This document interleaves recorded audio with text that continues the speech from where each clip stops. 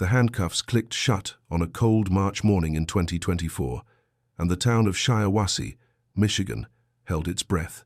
For 36 years, her red parka lay buried under lies, beneath snow that melted and fell again, season after season.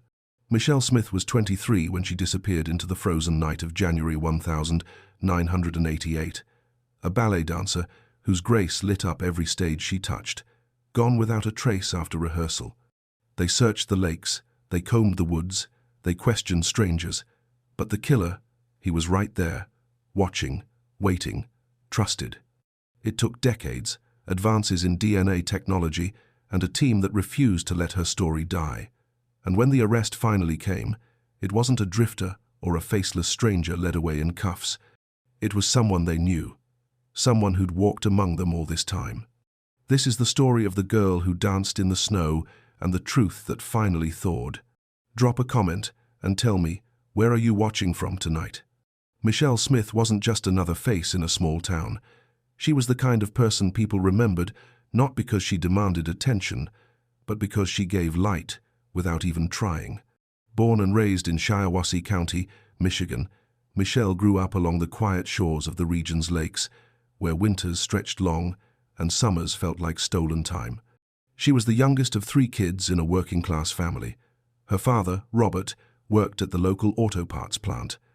Her mother, Deanne, managed the household and volunteered at the church every Sunday. They weren't wealthy, but they were close. The kind of family that ate dinner together every night, no matter what. Michelle found ballet at age 7. Her mother had signed her up for a community class at the rec center, thinking it might help her burn off energy. But the moment Michelle stepped into that studio, something clicked. She wasn't just moving, she was speaking through movement. By the time she was a teenager, she was performing lead roles in regional productions, traveling to Lansing and Flint for competitions, dreaming of bigger stages. But she never looked down on Shiawassee. She loved it.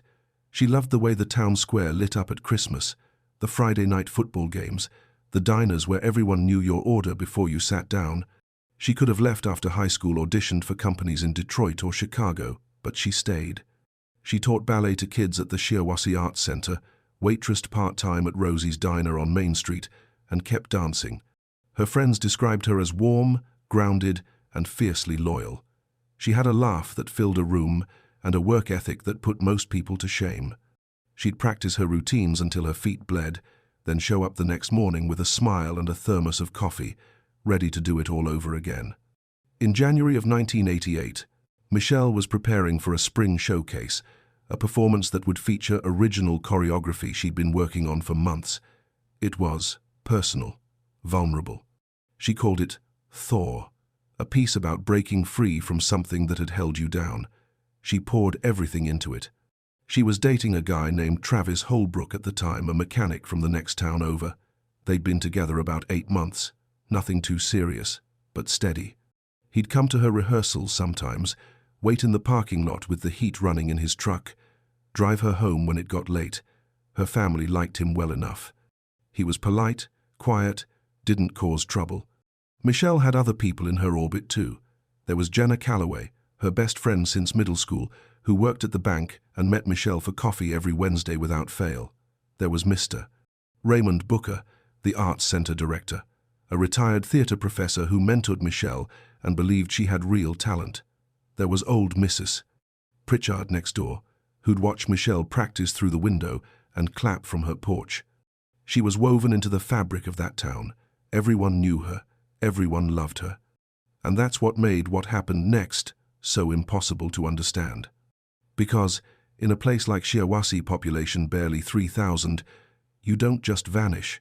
You don't just disappear into the night without someone noticing, without someone knowing. But Michelle did. And for 36 years, the question haunted every street corner, every diner booth, every snow-covered field. What happened to Michelle Smith? The answer, it turns out, had been hiding in plain sight all along. January 14th, 1988, Thursday.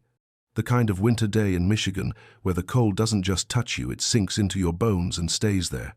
The temperature hovered around 19 degrees, and a fresh layer of snow had fallen overnight, blanketing Shiawassee in that eerie, muffled quiet that only winter knows. Michelle woke up that morning in her small apartment above the hardware store on Maple Street. It wasn't much, one bedroom, a kitchenette, a bathroom with tiles that never quite got warm, but it was hers. She'd moved out of her parents' place the year before, craving a little independence, a little space to become whoever she was meant to be. She started her day the way she always did. Coffee, black, 2 sugars, a bowl of oatmeal, stretching on the living room floor while the radio played soft rock in the background. She had a routine, and she stuck to it. Discipline was everything in ballet. Discipline kept you sharp. Around 10 a.m., she walked down to Rosie's diner for her shift. She wasn't scheduled to work, but one of the other waitresses had called in sick, and Michelle never said no when someone needed help. She tied on her apron, poured coffee, took orders, smiled at the regulars.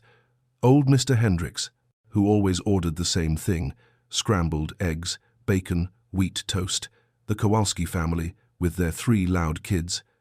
Deputy Frank Morrow, who sat at the counter and talked about the weather. "Cold enough for you, Michelle?" he'd asked, grinning. "Always is in January, Frank," she'd replied, topping off his mug. She left Rosie's around 3 p.m., her tips tucked into her coat pocket. She stopped by the post office to mail a letter to her cousin in Ohio, then swung by her parents' house to drop off some groceries her mom had asked for. Her mother later told investigators that Michelle seemed fine, happy even. Excited about rehearsal that night. "She kissed me on the cheek before she left," Diane Smith would say through tears years later. "Told me she'd see me Sunday for dinner. That was the last time I saw my baby." Michelle headed back to her apartment around 4:30 p.m. She changed into her rehearsal, clothes, black leggings, a grey sweatshirt, leg warmers, her worn-in ballet slippers. She packed her black duffel bag, water bottle, towel, an extra pair of shoes, her Walkman, with a mixtape she'd made. She pulled on her red parka, the one her dad had bought her for Christmas 2 years earlier, bright as a stoplight, impossible to miss. She left her apartment just after 6 p.m. and walked the 4 blocks to the Shiawassee Arts Center. The streets were quiet. Most people were inside, eating dinner, watching TV. The streetlights buzzed and flickered against the snow. Her breath came out in clouds. Rehearsal started at 6:30 p.m. There were 5 other dancers there that night, plus Mr. Booker, the director. They worked on Thor for nearly 2 hours, blocking, timing, transitions. Michelle was focused, intense. She wanted every movement to mean something. Jenna Calloway, her best friend, had planned to meet her after rehearsal. They were supposed to grab a late bite at the diner, maybe watch a movie at Jenna's place. But Jenna's car wouldn't start that night, dead battery in the cold. She called the art center around 8:45 p.m. and left a message with Mr. Booker to tell Michelle she couldn't make it. She said it was fine, Booker later told police. Said she'd just head home and call her tomorrow. Rehearsal wrapped up around 9 p.m. The other dancers filtered out in pairs, bundled up, laughing, making plans for the weekend. Michelle stayed behind for a few extra minutes. She always did. She liked the quiet of the empty studio, the way her reflection looked in the mirror under the dim lights. She ran through a sequence one more time, alone. Mr. Booker locked up the front of the building and left through the side door around 9:10 p.m. He saw Michelle's red parka as she walked toward the back exit that led to the alley. He waved. She waved back. That was the last confirmed sighting of Michelle Smith alive. The alley behind the Arts Center was narrow, unlit, except for a single bulb above the door that barely cut through the dark.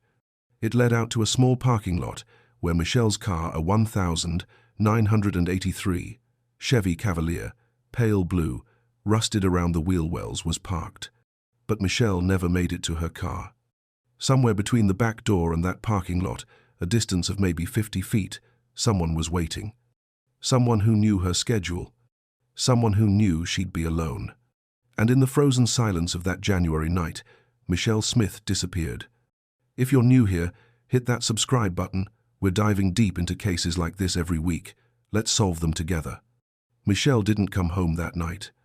At first, no one panicked. She was 23, independent, living on her own. Maybe she'd crashed at a friend's place. Maybe she'd decided to drive out to Travis's apartment in the next town over. It was cold, Late people made last-minute decisions all the time. But by Friday morning, when Michelle didn't show up for her shift at Rosie's diner, the worry started to creep in. Rosie herself called Michelle's apartment. No answer. She called Michelle's parents. Diane Smith felt her stomach drop. "She didn't come home?" Diane asked, her voice tight. "I thought maybe she stayed with you," Rosie said. Diane hung up and immediately called her husband at the plant. Robert left work early. They drove to Michelle's apartment, knocked, used the spare key Michelle had given them. The door swung open to reveal an empty, quiet space. The bed was made. The coffee mug from that morning sat in the sink. Everything looked normal except Michelle wasn't there. They called Jenna. She hadn't heard from Michelle since the cancelled plans the night before. They called Travis. He said he hadn't seen her since Tuesday. They called Mr. Booker at the Arts Center. She left around 9, maybe a little after. Booker said, his voice uncertain now, like he was rewinding the memory and checking it for cracks. "I saw her heading toward the back door. I thought she went home." By Friday afternoon, Robert and Diane Smith walked into the Shiawassee County Sheriff's Office and filed a missing person report. Deputy Frank Morrow, the same guy who'd joked with Michelle at the diner the day before, took the report. He assured them it was probably nothing. Young people sometimes took off for a few days. Maybe she needed space. Maybe she'd turn up by the weekend. But Diane Smith knew better. Mothers always do. "My daughter doesn't just leave," she said, her voice shaking. "Something's wrong." By Friday night, word had spread through town like wildfire. Michelle Smith was missing, the girl who danced, the girl everyone knew. Gone. Saturday morning, the search began. Volunteers gathered at the town square, friends, neighbors, people who'd never even spoken to Michelle but felt the pull to help.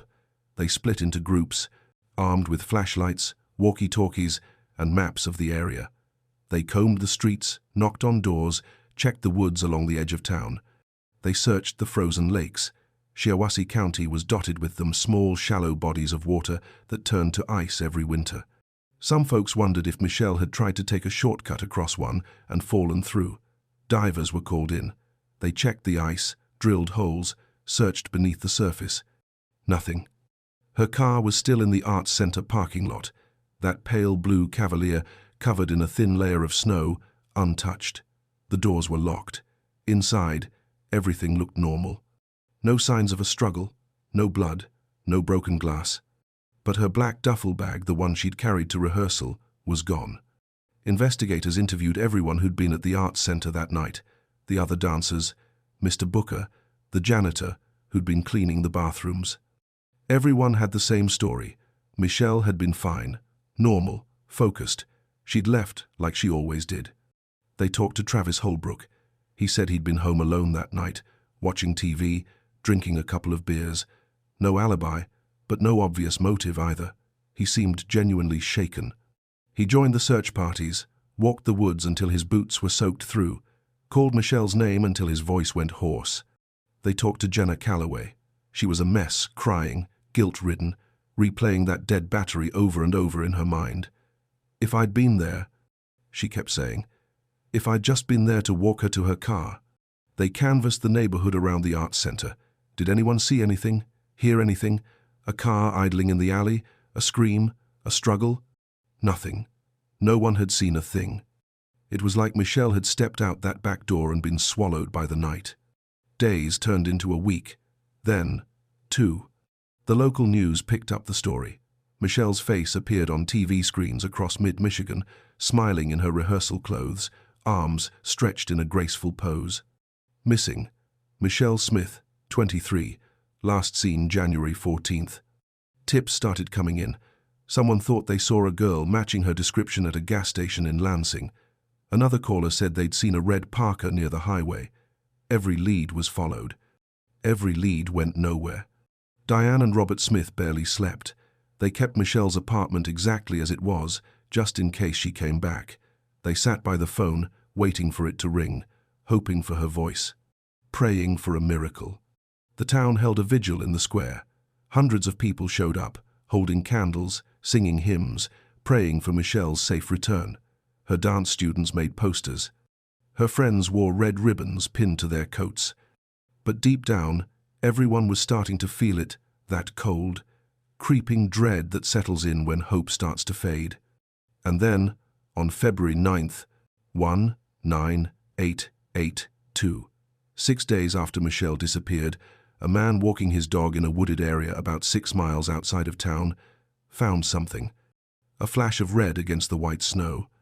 A parka. And beneath it, partially covered by brush and frozen earth, was the body of Michelle Smith. What time is it where you are right now? Drop it in the comments. The call came into the sheriff's office just after 10 a.m. A man named Gerald Pitts had been walking his German Shepherd along a trail in the woods off County Road 29, a stretch of land most locals avoided in winter. Too dense, too quiet. The kind of place where the trees grew close together and the snow never seemed to melt all the way. His dog had pulled towards something off the path, barking, agitated. Gerald followed, annoyed at first, then confused, then horrified. He saw the red parka first, bright against the grey-white landscape, partially buried under snow and dead leaves. And then he saw her. Michelle. Gerald stumbled backward, his breath catching in his throat. He ran back to his truck, hands shaking so badly he could barely grip the CB radio. "I found her," he said, his voice cracking. "I found the girl. She's dead." Within the hour, the woods were swarming with law enforcement, sheriff's deputies, state police, the medical examiner. Crime scene tape went up around the area. Photographers documented every angle. Evidence techs combed the ground, inch by inch. Michelle's body was lying face down, partially concealed beneath brush. She was still wearing the clothes she'd left rehearsal in: black leggings, grey sweatshirt, leg warmers. The red parka was draped over her, almost like someone had tried to cover her. Her ballet slippers were missing, so was her black duffel bag. The medical examiner determined that Michelle had been dead for weeks, likely since the night she disappeared. Cause of death: blunt force trauma to the head, followed by strangulation. She'd been killed somewhere else, then dumped in the woods. There were no signs of sexual assault, no robbery. Her small silver necklace, a gift from her grandmother, was still around her neck. This wasn't random. This wasn't some drifter passing through. This was personal. Investigators collected everything they could: fibers from her clothing, soil samples, trace evidence under her fingernails. But this was 1988. DNA technology was in its infancy. There was no national database, no rapid testing, no genetic genealogy. What they had was limited, and what they could do with it was even more limited. They found tire tracks near the access road that led into the woods, but the snow and time had degraded them. They found footprints, but nothing clear enough to match to a specific shoe. They found a cigarette butt about 20 feet from where Michelle's body was discovered, but there was no way to know if it was connected. The autopsy revealed something else: defensive wounds on Michelle's hands. She'd fought. She'd tried to get away. That detail broke her family all over again. On February 12th, 1988, the Shiawassee County Sheriff's Office held a press conference. They confirmed what everyone already feared: Michelle Smith had been murdered. They asked anyone with information to come forward. They promised they wouldn't rest until her killer was brought to justice. But behind closed doors, investigators were hitting walls at every turn. The town of Shiawassee was gutted. The vigils turned into memorials. The candles that had been lit in hope were now lit in mourning. Michelle's funeral was held at St. Mark's Church on a grey, frozen Saturday. The pews were packed. People stood in the aisles, spilled out into the hallway. Her dance students performed a tribute, a silent, tearful piece set to the music Michelle had chosen for Thor. Her mother couldn't stop crying. Her father sat stone-faced, hands clenched, staring at the closed casket. Her siblings held each other. Travis Holbrook sat in the back, head down, barely able to breathe. Michelle was buried in Greenwood Cemetery, under a simple headstone that read, Michelle Ann Smith, 1964, 1988. She danced with grace. She lived with love. But her death left more questions than answers. Who killed her? Why? What had she done to deserve this? The investigation continued for months. Detectives re-interviewed everyone. They looked harder at Travis, but his timeline held up. They looked at Mr. Booker, but he had an alibi. They looked at strangers, drifters, anyone with a record in the area. Nothing stuck.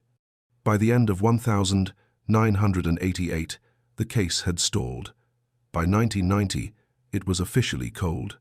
Michelle Smith became a name people whispered, a story parents told their kids to keep them cautious, a ghost that haunted the back roads and empty studios of Shiawassee. Her family never stopped asking questions, never stopped hoping someone would come forward. But as the years stretched on, 5, 10, 20, hope became harder to hold on to. The red parka was stored in an evidence locker, the case files gathered dust, and Michelle's killer walked free. For 36 years. In the months following Michelle's funeral, the Shiawassee County Sheriff's Office worked the case hard, real hard. Lead detective Carl Brennan became obsessed with it. He kept Michelle's photo pinned to the corkboard above his desk, right next to maps of the area, timelines, lists of names. He interviewed over 60 people in the first 3 months alone. He followed up on every tip that came through the hotline, no matter how thin. But every door he opened led to another dead end. Travis Holbrook, Michelle's boyfriend, was the first person investigators really dug into. It's always the boyfriend, right? That's what the statistics say. That's where you start. Travis had no solid alibi for the night Michelle disappeared.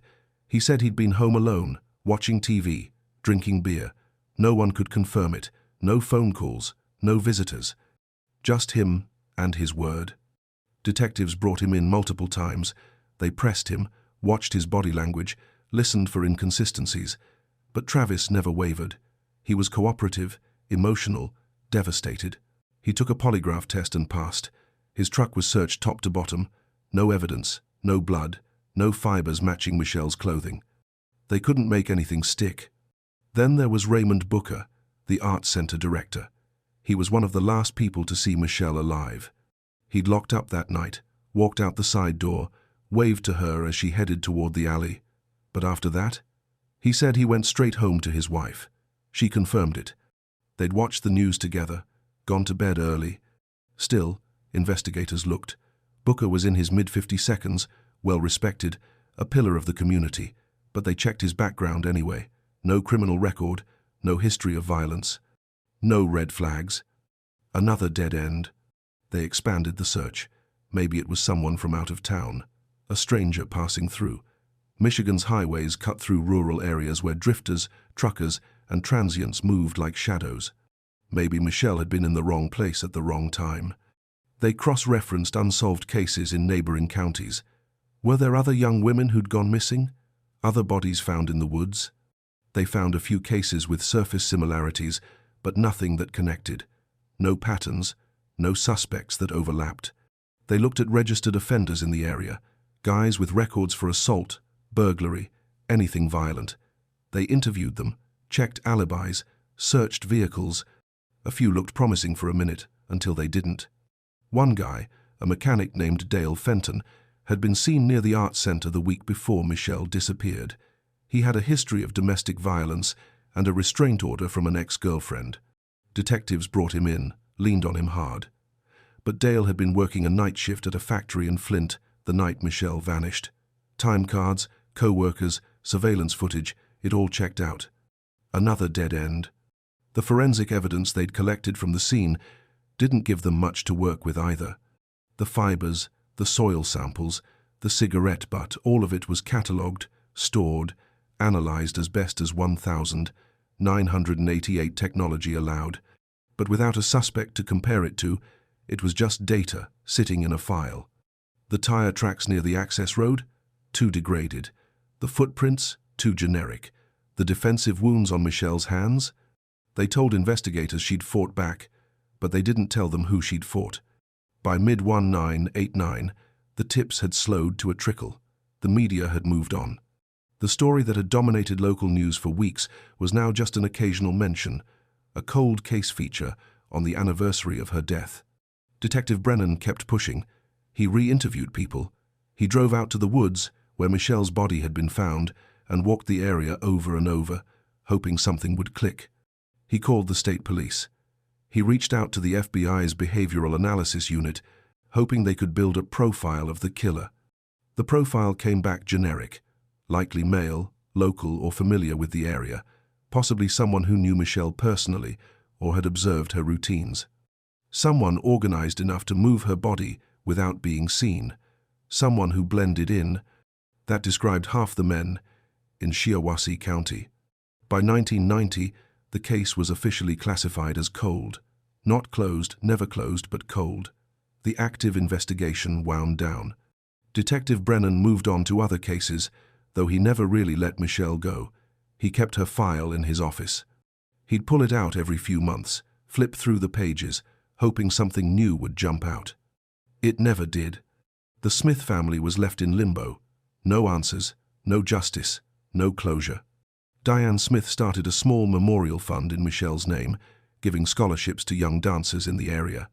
Robert threw himself into work, barely speaking about his daughter because it hurt too much. Michelle's siblings moved away, started families of their own, carried the weight of her loss quietly. The town of Shiawassee tried to move on, but Michelle's name lingered. Parents warned their kids to be careful.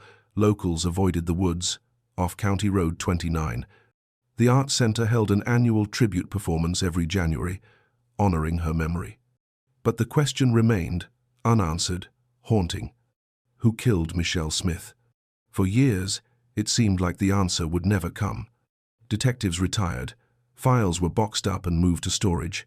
The red parka, the evidence, the photographs, all of it sat in a climate-controlled room in the basement of the county building, waiting. Waiting for technology to catch up. Waiting for someone to care enough to look again. Waiting for the truth to finally surface. And in 2023, it did. Before we go further, smash that like button if you believe cold cases deserve justice. Your support keeps this channel going. Does this section effectively show the frustration and dead ends of the investigation? Let me know if you'd like any changes before I move to Section 7. 30 years is a long time to wait for justice. Long enough for children to grow up, graduate, get married, have kids of their own. Long enough for buildings to be torn down and rebuilt. Long enough for a town to change faces, for old memories to fade into stories people only half remember. But some wounds don't heal. Some names don't fade. Michelle Smith's case became one of those stories that people in Shiawassee carried with them, a quiet tragedy that shaped the town's identity. Older folks remembered her. Younger folks heard about her in hushed conversations, in local history classes, in late-night discussions about unsolved mysteries. Every January 14th, someone would leave flowers at her grave. Usually her mother, Diane, bundled in a heavy coat, kneeling in the snow, whispering words only Michelle could hear. Robert had passed away in 2003, a heart attack, though everyone knew it was really a broken heart. He'd never gotten over losing his daughter. Never stopped wondering who took her from them. Detective Carl Brennan retired in 1998. On his last day, he handed Michelle's case file to a younger detective named Laura Finch and made her promise she'd keep an eye on it. She did. Every few years, she'd pull it out, read through the reports, see if anything new jumped out. It never did, but she kept the promise. The world kept turning, technology kept advancing. In the early 2000s, DNA analysis became more sophisticated. Cold case units across the country started reopening old files, retesting evidence with methods that didn't exist in the 80 seconds. Cases that had been unsolvable for decades were suddenly cracking wide open. In 2005, Shiawassee County sent some of Michelle's case evidence to the state lab for reanalysis. They extracted a partial DNA profile from skin cells found under her fingernails, evidence of her struggle. It was a breakthrough, but without a match in the system, it was just a profile, a genetic fingerprint with no name attached. They ran it through CODIS, the national DNA database. No hits. They waited, hoping that someday someone would get arrested for something else and their DNA would ping. That's how a lot of cold cases got solved. A suspect commits another crime years later, gets swabbed, and suddenly an old murder lights up on a screen somewhere. But the years passed. No hits, no matches, no answers. Then, in the late 2010 seconds, something revolutionary happened in the world of forensic science. Genetic genealogy. It started with the Golden State Killer case in 2018. Investigators used DNA from old crime scenes and uploaded it to public genealogy databases, sites like GEDmatch, where people upload their DNA to find distant relatives and build family trees.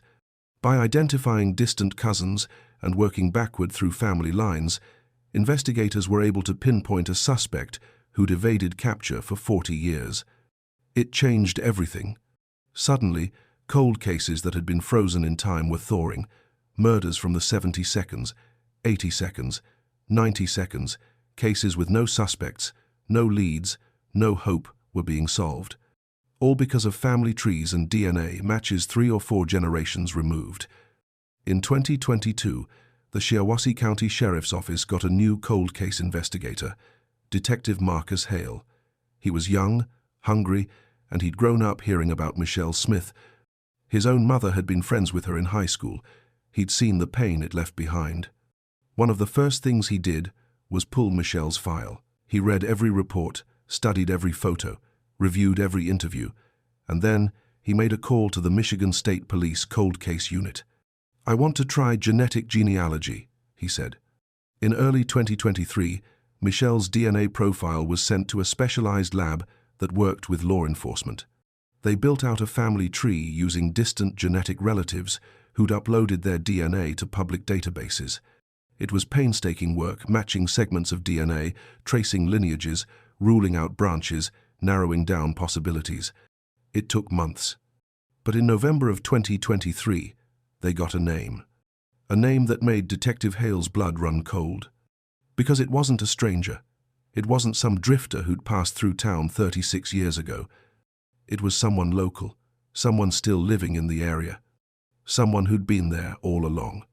What's the weather like where you are today? Sunny? Snowing? Let me know below. November 2023. Detective Marcus Hale sat in his office, staring at the name on his computer screen. He'd read it 3 times, then a 4th. His hands were shaking. He picked up the phone and called the lead genealogist at the lab. "Are you sure?" he asked, his voice barely steady. "We're sure," she said. "The DNA is a match. We traced it through 4 generations. This is your guy." Hale hung up and sat in silence for a long moment. Then he opened Michelle's case file, the one he'd been living with for over a year, and flipped to the list of people who'd been interviewed back in 1988. The name was there. Not as a suspect, not even as a person of interest. Just as a witness, someone who'd been around, someone who'd been questioned briefly and cleared. Someone who'd slipped through the cracks. The name was Kenny Marsh. Kenny Marsh had been 34 years old in 1988. He worked as a maintenance supervisor at the Shiawassee Arts Center, the same building where Michelle had her final rehearsal. He was the guy who fixed broken lights, patched leaky roofs, kept the boiler running in the winter. Quiet, dependable, forgettable. He'd been interviewed once, back in February of '88, a few days after Michelle's body was found. Detectives had talked to everyone who worked at the arts center, and Kenny was on that list. He told them he'd left work around 7 p.m., the night Michelle disappeared hours before rehearsal ended. Said he'd gone home, had dinner with his wife, watched TV. His wife, Linda, confirmed it. No one dug deeper. He wasn't a dancer. He wasn't close to Michelle. He was just the maintenance guy. He didn't fit the profile. And so he walked away. But now, 35 years later, science had caught up with him. Detective Hale pulled everything he could find on Kenneth Marsh. The man was now 70 years old, still living in Shiawassee County, just outside the town limits. He'd retired from the arts center in 2005. His wife Linda had passed away in 2017. He lived alone in a small house on a dead-end road, kept to himself, didn't cause trouble. To everyone who knew him, he was just an old man, harmless, invisible. Hale started building the case carefully, methodically. He couldn't afford to spook Marsh or tip him off. He needed everything airtight before making a move. He went back through the original case files and found something interesting. Kenneth Marsh had been at the arts center the night Michelle disappeared, not during rehearsal but earlier. He'd clocked out at 7 p.m., just like he'd said. But the arts center had a back exit that led to the alley, the same exit Michelle used. the same alley where she was last seen. Hale pulled maintenance logs from 1988. On January 14th, Kenny had been working on the heating system in the back hallway right near that exit. He would have known the layout, known the routines, known when people came and went. He would have known Michelle's schedule. Hale dug deeper. He found that in 1985, 3 years before Michelle's murder, Kenneth Marsh had been questioned in connection with a harassment complaint. A young woman who worked at a grocery store said a man matching his description had followed her to her car multiple times, stood too close, made her uncomfortable. She never filed formal charges. The complaint went nowhere. It wasn't much, but it was something. Hale contacted the genealogy lab again and asked them to double-check the DNA match. They did. It held up. The DNA found under Michelle's fingernails, the skin cells she'd clawed off her attacker as she fought for her life, belonged to Kenneth Marsh. The probability was over 99.9%. In December 2023, Hale presented his findings to the county prosecutor. They reviewed the evidence, the DNA match, the genealogical work, Marsh's access to the art center, his presence near the scene, the harassment complaint from years earlier. It was circumstantial in places, but the DNA was ironclad. The prosecutor gave the green light. On January 9th, 2024, just days before the 36th anniversary of Michelle's disappearance, Detective Hale assembled a team. They prepared an arrest warrant. They coordinated with the state police. They planned every detail. They couldn't let him run. They couldn't let him destroy evidence. They had one shot. Early on the morning of January 11th, 2024, a convoy of police vehicles rolled quietly down the dead-end road where Kenneth Marsh lived. The sun was just starting to rise, casting long shadows across the snow-covered fields. Hale knocked on the door. Kenneth Marsh answered in a bathrobe and slippers, a cup of coffee in his hand. He looked older than his years, thin, grey, weathered. He blinked at the officers standing on his porch, confused. "Kenneth Marsh?" Hale said. "Yeah, that's me. What's this about?" Hale held up the warrant. "You're under arrest for the murder of Michelle Smith." For a moment, Marsh just stood there. His face didn't change. He didn't run, didn't shout, didn't ask questions. He just stared. And then, slowly, something shifted in his eyes. Not surprise, not confusion. Recognition. Like he'd been waiting for this moment, for 36 years. He set the coffee cup down on the table by the door, held out his wrists, and let them cuff him without a word. As they led him to the patrol car, neighbors started coming out of their houses, watching in stunned silence. Some of them had known Kenny for decades. Some had waved to him at the grocery store just days earlier. No one could believe it. But the evidence didn't lie. Kenneth Marsh, the quiet maintenance man, the invisible face in the background, had killed Michelle Smith, and he'd gotten away with it for more than 3 decades. Until now. The news hit Shiawassee like a lightning strike. By noon on January 11th, 2024, every local news station in mid-Michigan was running the story. Arrest made in 1988, cold case murder of Michelle Smith. Kenneth Marsh's booking photo flashed across TV screens, a gaunt, grey-haired man with hollow eyes, staring blankly at the camera. People couldn't process it. Kenny Marsh? The maintenance guy? The man who'd fixed the furnace at the art center for 20 years? The guy who shoveled Mrs. Patterson's driveway every winter without being asked? It didn't make sense. It couldn't be real. But it was. Detective Marcus Hale held a press conference that afternoon.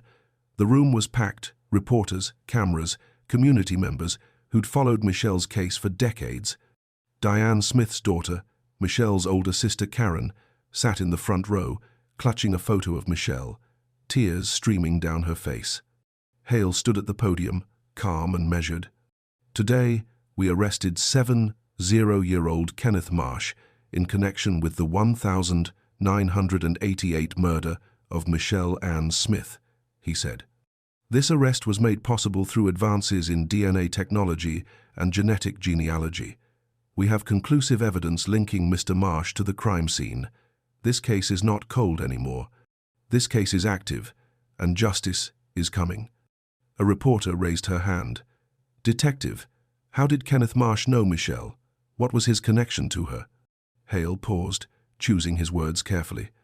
Kenneth Marsh worked as a maintenance supervisor at the Shiawassee Arts Center, where Michelle rehearsed regularly. He had access to the building, knew the layout, and was familiar with the schedules of people who used the facility. We believe he observed Michelle over a period of time and attacked her the night of January 14th, 1988, as she left rehearsal. Another reporter: was he ever considered a suspect back then? He was interviewed briefly in 1988 as part of a routine canvass of everyone connected to the arts center, Hale said. At the time, there was no physical evidence linking him to the crime, and he provided an alibi that was corroborated by his wife. The case went cold, but DNA doesn't lie. And today, science gave Michelle a voice. The room erupted with questions, but Hale stepped away from the podium. He'd said what needed to be said. Outside the sheriff's office, the community was reeling. At Rosie's diner, where Michelle used to work, the regulars sat in stunned silence. Old Mr. Hendricks, now in his 90 seconds, shook his head slowly. "I knew Kenny," he said. "Used to see him at the hardware store. Quiet fella. Never would have thought." At the arts center, current staff members gathered in the lobby, trying to make sense of it. Some of them had worked with Kenny years ago. They remembered him as polite, helpful, a little awkward maybe, but harmless. "He used to joke around with us," one woman said, her voice shaking. "He'd bring donuts on Fridays. How do you do that? How do you kill someone and then just live your life like nothing happened?" That was the question everyone was asking. How had Kenneth Marsh walked among them for 36 years, going to the grocery store, attending church occasionally, living in the same town where he'd murdered a young woman and never slipped, never confessed, never showed a crack? Investigators were asking the same thing. After his arrest, Marsh was taken to the county jail and placed in an interrogation room. Detective Hale sat across from him, a recorder running, a stack of files on the table between them. "Kenneth, do you know why you're here?" Hale asked. Marsh stared at the table. He didn't answer. "We have your DNA, Kenneth.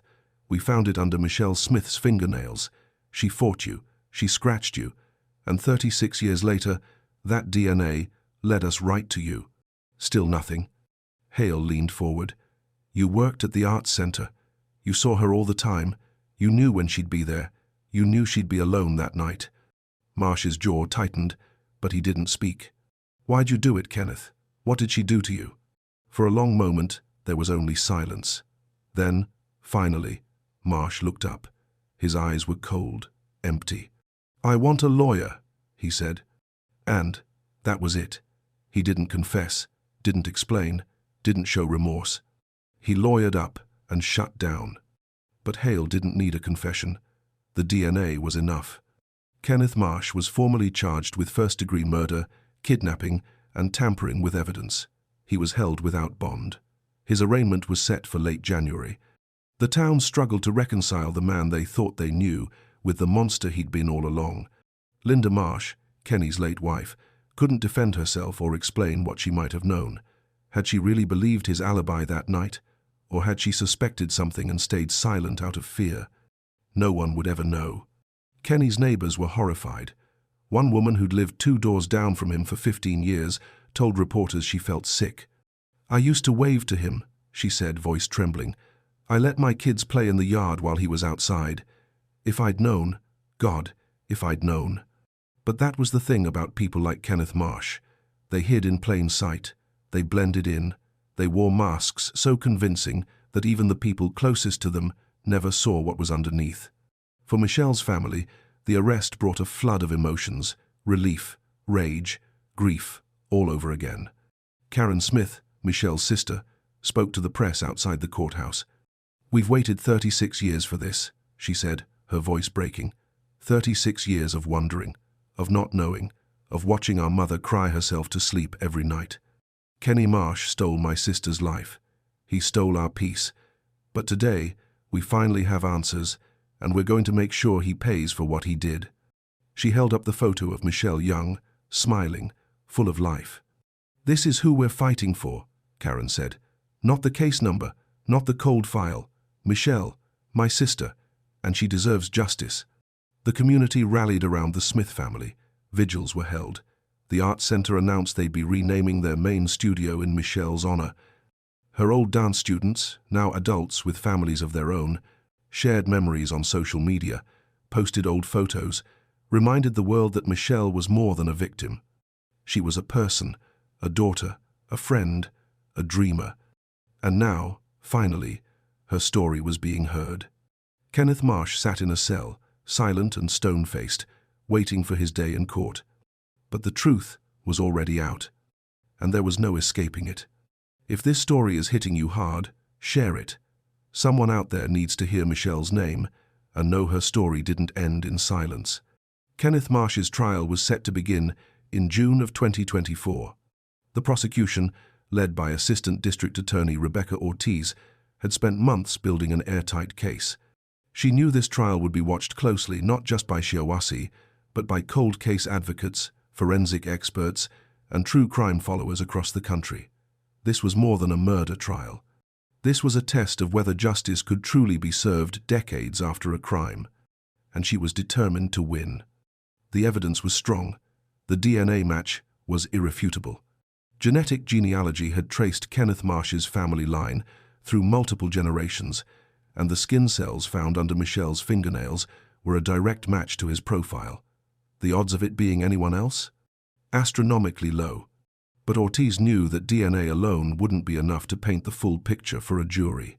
She needed to show motive, opportunity, and a pattern of behavior that made Kenneth Marsh not just a match, but the killer. She brought in the 1985 harassment complaint. The young woman who'd reported being followed by a man matching Marsh's description agreed to testify. She was older now, a mother of 3, but she remembered the fear she'd felt back then. The way he'd watched her, the way he'd lingered too long.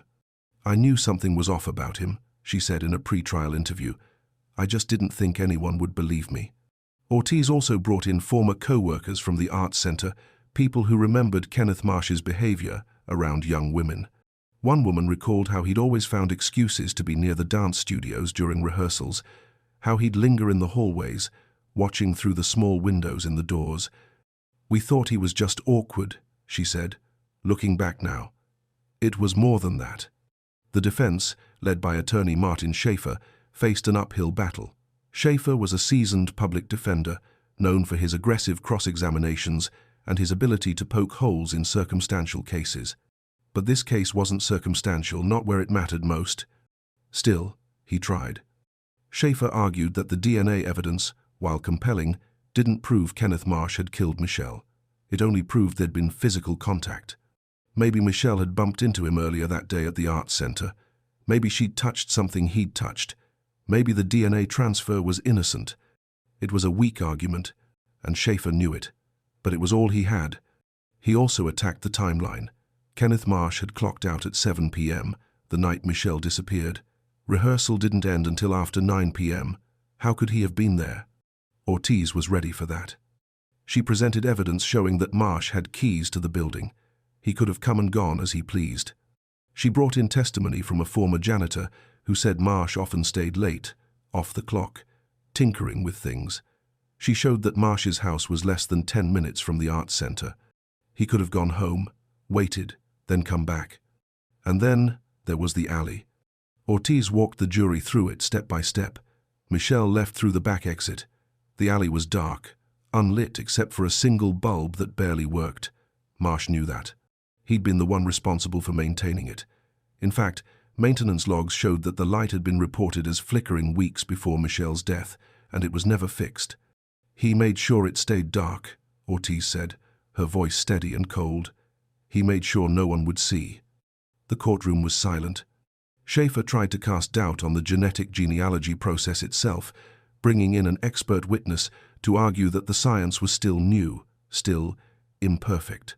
But Ortiz countered with her own experts, forensic geneticists who'd worked on dozens of cold cases, who explained in clear, simple terms how the process worked and why it was reliable. The jury listened. They took notes. They looked at Kenneth Marsh, sitting at the defense table in a cheap suit, his face blank, his hands folded. He never testified. Schaefer advised against it. There was nothing Marsh could say that wouldn't make things worse. The trial lasted 3 weeks. Michelle's family attended every single day. Karen sat in the front row, flanked by her brother and a few of Michelle's old friends. They listened to every piece of evidence. They looked at photos they'd seen 1,000 times. They relived the worst days of their lives. But they didn't look away. On June 28, 2024, the case went to the jury. Deliberations took less than 6 hours. When the jury returned, the courtroom was packed. You could hear a pin drop. The foreperson stood. In the case of the People versus Kenneth Marsh, on the charge of first-degree murder, how do you find? Guilty. Karen Smith collapsed into her brother's arms, sobbing. The courtroom erupted in whispers, gasps, a few quiet cheers. The judge banged his gavel, calling for order. Kenneth Marsh didn't react. He just sat there, staring straight ahead, as if he'd already left his body. Sentencing was scheduled for August. On August 15, 2024, Kenneth Marsh stood before the court one last time. The judge asked if he had anything to say.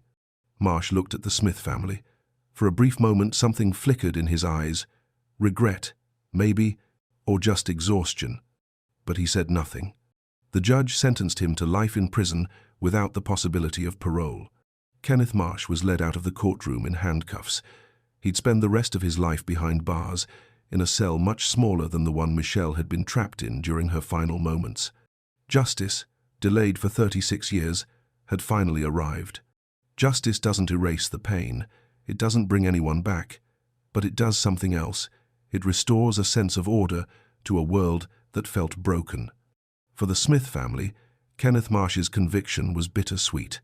They'd waited 36 years for this moment, and while it brought relief, it also reopened wounds that had never fully healed. "I wish my mother had lived to see this," Karen Smith said in an interview after the sentencing. She died in 2019, still not knowing who killed her daughter. "That's something I'll carry forever. But at least now, Michelle's name means something more than just unsolved. She got her justice, and that matters." The case sent shockwaves far beyond Shiawassee. It became a symbol of what's possible when law enforcement refuses to give up, when science evolves, and when families keep fighting. Cold case units across the country took notice. Genetic genealogy, once a controversial tool, was now proving itself as one of the most powerful weapons in solving decades-old murders. Investigators from other jurisdictions reached out to Detective Marcus Hale, asking for advice, wanting to know how they could apply the same methods to their own cold cases. Hale became something of a reluctant hero in the true crime community, though he always deflected credit. "This wasn't about me," he said in one interview. "This was about Michelle, and it was about refusing to let her be forgotten." The Shiawassee Arts Center held a dedication ceremony in September of 2024. The main studio where Michelle had spent countless hours perfecting her craft was officially renamed the Michelle Ann Smith Dance Studio. A plaque was mounted near the entrance with her photo and a quote from one of her old journals. "Dance is the only language I know that speaks louder than words." Her former students attended, some traveling from out of state. They performed a tribute piece, a modern interpretation of Thor, the routine Michelle had been working on the night she died. There wasn't a dry eye in the room. The case also sparked important conversations about how we view people in our communities. Kenneth Marsh had been invisible not because he was a stranger, but because he was so ordinary. He blended in. He was helpful, polite, quiet. And that's exactly what made him dangerous.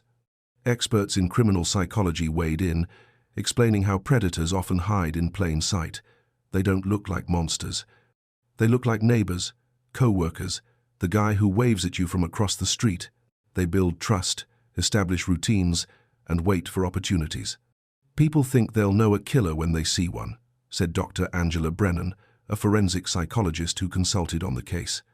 "But the truth is, most of them are exceptionally good at appearing normal. That's how they survive. That's how they get away with it for so long." The case also highlighted the importance of preserving evidence, even when a case goes cold. The DNA samples collected in 1988 had been stored properly, labeled carefully, kept in controlled conditions. Without that foresight, the case might never have been solved. Every piece of evidence matters, Detective Hale said. Even if the technology doesn't exist yet to analyze it, you hold on to it, you protect it, because one day, science will catch up. For the town of Shiawassee, the trial and conviction brought a strange kind of closure. The fear that had lingered for decades, the sense that a killer was still out there, was finally gone. Parents could breathe a little easier. The woods off County Road 29 didn't feel as haunted anymore. But Michelle's story didn't end with the conviction. It became a rallying cry for other families still waiting for answers. Cold case advocacy groups used her case as an example of why funding for forensic technology matters, why cold case units need resources, why we can't give up on the victims who've been waiting the longest. Michelle's name was spoken at conferences, cited in research papers, shared in true crime forums by people who'd never met her but felt connected to her story. She became more than a victim. She became a symbol of hope. And in a way, that's the legacy she left behind, not just as a dancer, not just as a daughter or a friend, but as a reminder that every life matters, every case matters. Every victim deserves to be remembered, to be fought for, to be heard. Kenneth Marsh took 36 years from Michelle's family, but he didn't take her voice. And in the end, that voice was louder than his silence ever could be. Michelle Smith was 23 years old when her life was stolen from her on a frozen January night in 1988. She had dreams, she had talent, she had people who loved her. And for 36 years, the person who took all of that away walked free. But justice, no matter how long it takes, has a way of finding the truth. This case is a testament to the power of persistence of families who refuse to stop asking questions, of detectives who refuse to let files gather dust, of science that refuses to let the guilty hide forever. It's proof that cold cases aren't closed cases. They're just waiting. Waiting for the right technology, the right detective, the right moment. Michelle's story didn't end in that alley. It didn't end in the woods where her body was found. It ended in a courtroom, with a jury saying her name and a judge delivering the justice she deserved. And it continues now, every time someone hears her story and remembers that behind every cold case is a real person, a daughter, a sister, a friend who mattered. So, if you're watching this and you have information about an unsolved case, no matter how small, no matter how old, speak up. You might be the piece that finally brings someone home. You might be the voice that breaks the silence. Michelle danced in the snow, and even though her steps were cut short, her story will keep moving forward. Because some lights are too bright to ever truly go out. Thanks for watching. If you want more deep dives into cases that deserve answers, subscribe and turn on notifications. Drop a comment with your thoughts on this case. I read every single one. See you in the next story.